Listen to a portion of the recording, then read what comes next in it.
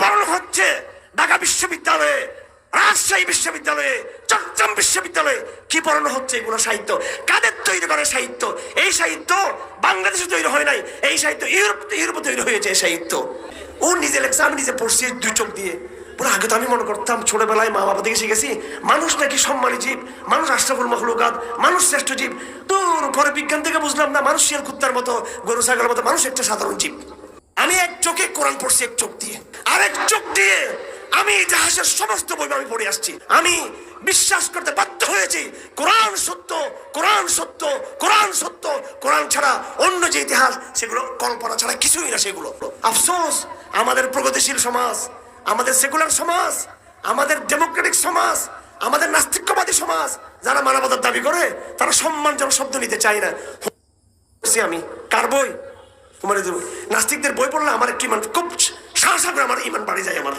আর কোরআন শরীফ পড়লে ইমান বাড়ে কোরআন সৌন্দর্য দেখে। নাস্তিকদের বই পড়লে ইমান বাড়ে তাদের পাগলামি সাগলামি ভণ্ডামি দেখে। যে এত বেকুব, এগুলো এত আনাড়ি, কত বড় শিক্ষিত ব্যক্তি কিনা। ও নিজে লেখছে, আমি নিজে পড়ছি দুই চোখ দিয়ে। বলে আগে তো আমি মনে করতাম ছোটবেলায় মা বাবা থেকে শিখেছি মানুষ নাকি সম্মানী জীব, মানুষ আশরাফুল মাখলুকাত, মানুষ শ্রেষ্ঠ জীব।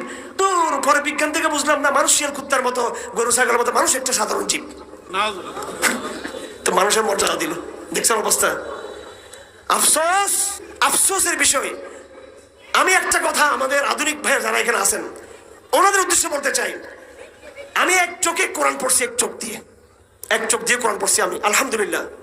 আর এক চোখ দিয়ে আমি ইতিহাসের সমস্ত বই আমি পড়ে আসছি, সব বই পড়ে আসছি আমি। মানব জাতির 7, 8, 10 হাজার 12 হাজার বছরের পুরো ইতিহাস আমি পড়ে আসছি। আমি গর্ব করে বলতেছি না, এর পড়া কোনো একটা বড়, এটা অহংকারের বিষয় নেই, এটা আমি পড়ে আসছি। সেটা কি বলবেন কার সামনে? এখানে কি পড়ানো হচ্ছে ঢাকা বিশ্ববিদ্যালয়ে, রাজশাহী বিশ্ববিদ্যালয়ে, চট্টগ্রাম বিশ্ববিদ্যালয়ে কি পড়ানো হচ্ছে? এগুলো সাহিত্য কাদের তৈরি করে? সাহিত্য। এই সাহিত্য বাংলাদেশে তৈরি হয় নাই, এই সাহিত্য ইউরোপে তৈরি হয়েছে। এই সাহিত্য বিদেশিদের আরোপিত কলোনিয়াল সাহিত্য পড়ে নিজেকে আবার গর্ববোধ করেন আমরা এডুকেটেড, আমরা অনেক কিছু বুঝি। নো, আল্লাহর ওয়াস্তে একটু কোরআন শরীফ পড়ে দেখেন, পুরো হিস্টোরিক্যাল রোড সেখানে দেওয়া আছে, পুরো রোড দেওয়া আছে ইতিহাসের। আদম থেকে নূহ থেকে হুদ, সালেহ হয়ে ইব্রাহিম, এরপরে মুসা পর্যন্ত, এরপর ঈসা পর্যন্ত, পুরো এইভাবে এই কি বলে এটাকে প্যাটার্ন করা আছে।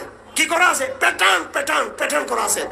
প্যাটার্ন ফ্রম আদম টু নূহ এক প্যাটার্ন, নূহ থেকে ইব্রাহিম একটা প্যাটার্ন, ইব্রাহিম থেকে মুসা একটা প্যাটার্ন, মুসা থেকে আবার এইভাবে ঈসা একটা প্যাটার্ন। কেউ ইতিহাসের এমন প্যাটার্ন দেখাতে পারবে না, কেউ দেখাতে পারবে না, কেউ দেখাতে পারবে না। আমার আলহামদুলিল্লাহ এবার কারাগারে নাদিম আমার এখানে আছে, ও নিশ্চয়ই আছে, আরো অনেক ভাইরা কারাগারে গিয়েছেন যারা আমার সাথে ছিলেন। এক সময় কোরআন পড়তাম, আরেকটা সময় ইতিহাসের বই পড়তাম। হাজার হাজার হাজার বছরের মানব জাতির ইতিহাসের বই পড়ে আমি বিশ্বাস করতে বাধ্য হয়েছি কোরআন সত্য, কোরআন সত্য, কোরআন সত্য। কোরআন ছাড়া অন্য যে ইতিহাস সেগুলো কল্পনা ছাড়া কিছুই না। সেগুলো স্বয়ং রবীন্দ্রনাথ ঠাকুর বলেছেন শেষ জমানায় এসে, অর্থাৎ একেবারে মৃত্যুর 3-4 বছর কয়েক বছর আগে বলতেছেন এখন আমার সত্যবাদী হওয়া দরকার। কে বলতেছে এটা? এখন আমার কিছু সত্য কথা বলা উচিত। তার মানে উনি স্বীকার করে নিয়েছেন এতদিন তিনি যেটা বলেছেন ফ্যান্টাসি করেছেন, বিনোদন করেছেন, মজা দিয়েছেন। আসলে কিন্তু তিনি কিন্তু বিশ্বাস এবং কথার সাথে তার মিল ছিল না। অনেকের, প্রায় সাহিত্যিকদের সেরকম। আল্লাহ পাক বলেন কোরআন ছাড়া যত কিছু আছে সব শুধু মতবিরোধ সেখানে।